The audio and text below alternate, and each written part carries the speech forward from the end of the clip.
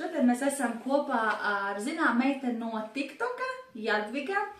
Jadvigas īstais vārds ir Viktorija, tāpēc šodien es uzrunāšu tevi vārdā. Sveiki, Viktorija! Sveiki! TikTokā esam dzirdējuši, redzējuši, lasījuši daudz komentārus par tevis veidoto projektu, kurā tu stāsti par savu seriālu. Jā.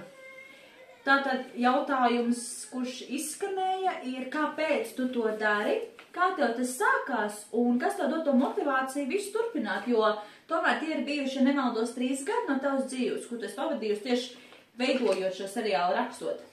Jā, es viņu rakstu jau 3 gadus, un ne jau iet uz beigām, protams, bet vispārīgi man tas motivēt sāka jau uz 4 gadu vecumu, jo es vienmēr esmu sapņojusi to, ka es būšu aktrise. Bet tā kā man dzīve nedod to iespēju kļūt par aktrisi, tad es izdomāju, pati rakstīšu savu seriālu. Prieks to dzirdēt. Tātad, šodien tu man iedevi sarakstu, kurā mēs varam pārbaudīt tavu zināšanu par seriāliem, jo tu esi lietpratēji. Tu daudz esi redzējusi, daudz skatījusies un ticu, ka arī daudz tu esi analizējusi un ņēmusi kā piemēru no seriāliem, kurus tu esi skatījusies? Jā. Labi, tātad pārbaudīsim tavu spāņu valodas zināšanas. Es lasīšu seriālu latviešu valodā, tu man to pārtulkosi spāņu valodā. Sarunāts? Super, tātad sāksim ar pirmo. Pirmais seriāls mums ir Meli. La mentira. Krāpniece.